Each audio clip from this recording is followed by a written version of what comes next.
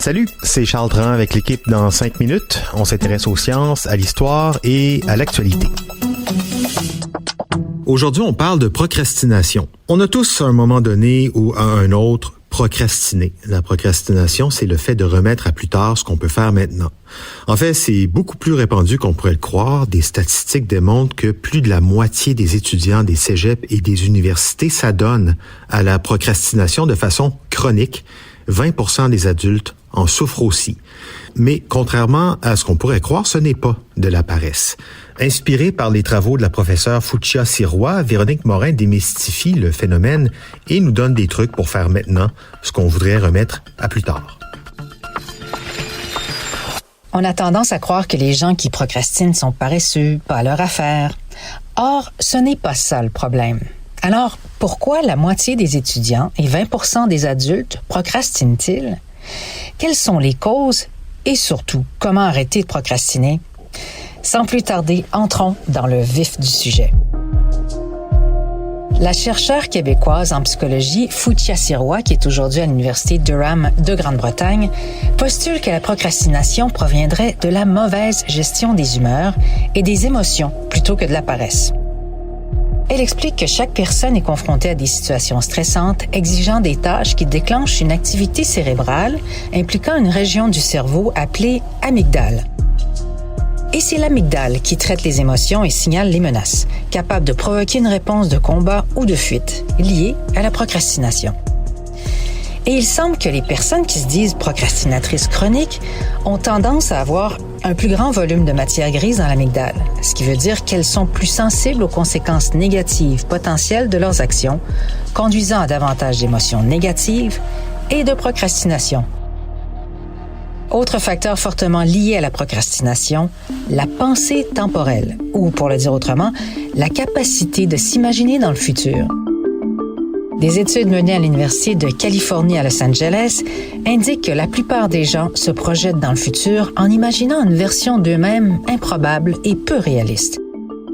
À l'aide de l'IRM fonctionnel, les chercheurs ont découvert que différentes sections du cerveau sont activées lorsque nous traitons des informations sur notre moi présent ou notre moi futur. Et lorsque nous imaginons notre moi futur, les mêmes régions du cerveau sont activées que lorsque l'on pense à un étranger. Ça devient assez complexe, mais disons que si vous percevez votre futur moi comme un étranger, il est alors plus facile de faire quelque chose qui pourrait nuire à cette personne qu'on ne connaît pas en lui laissant une tâche énorme plutôt que de la faire vous-même maintenant. Autre explication, puisque votre futur moi peut vous sembler éloigné maintenant, vous pourriez également l'imaginer comme un super-héros. Vous vous dites alors que le futur moi aura toutes les idées parce qu'il sera bien reposé ou qu'il n'aura pas peur de la fameuse page blanche si la tâche consiste à écrire. Heureusement, certaines données suggèrent qu'il existe un moyen simple d'améliorer votre réflexion temporelle. Une étude de psychologie appliquée, menée auprès d'étudiants universitaires, a révélé que ceux qui imaginaient une version d'eux-mêmes à peine 2 mois dans le futur, pendant 10 minutes, 2 fois par semaine, se révélaient moins susceptibles à procrastiner. Ce type d'exercice de projection mentale est efficace pour accroître la motivation altruiste envers un soi futur, principalement en tergiversant moins dans le présent. En d'autres mots, imaginez une version de vous-même dans un futur plus proche, facilement imaginable et de façon positive.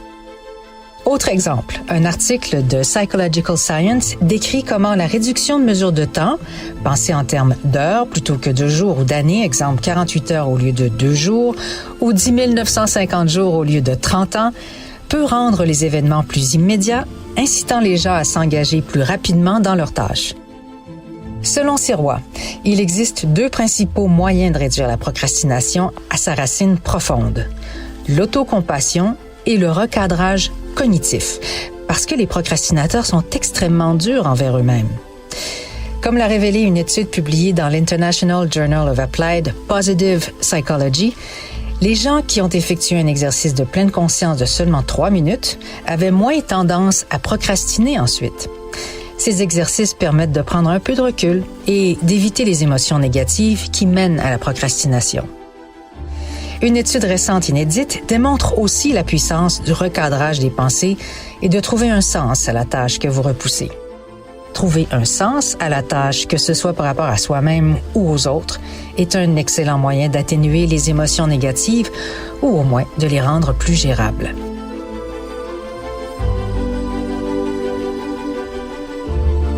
Oui, et il faut savoir aussi que la procrastination peut causer bien plus de problèmes que le non-respect des délais. Elle augmente les niveaux de stress, engendre des problèmes de santé aigus même, comme les maux de tête, l'insomnie, les problèmes digestifs, l'hypertension et les maladies cardiovasculaires, parce qu'en fait, les procrastinateurs chroniques sont plus susceptibles de remettre aussi à plus tard un comportement sain comme l'exercice. Il a été démontré que les personnes qui procrastinent de manière chronique ont non seulement de moins bons résultats en tant qu'étudiants, mais gagnent également moins d'argent et occupent des emplois moins valorisants. Bref, ayez de la compassion pour la personne que vous serez dans l'avenir. Un beau projet qui devrait non seulement vous aider à vous activer dans vos tâches avec bienveillance, mais qui sait, développer une conscience plus élevée des conséquences de tous vos gestes présents sur le futur. Merci Véronique Morin, c'était en 5 minutes.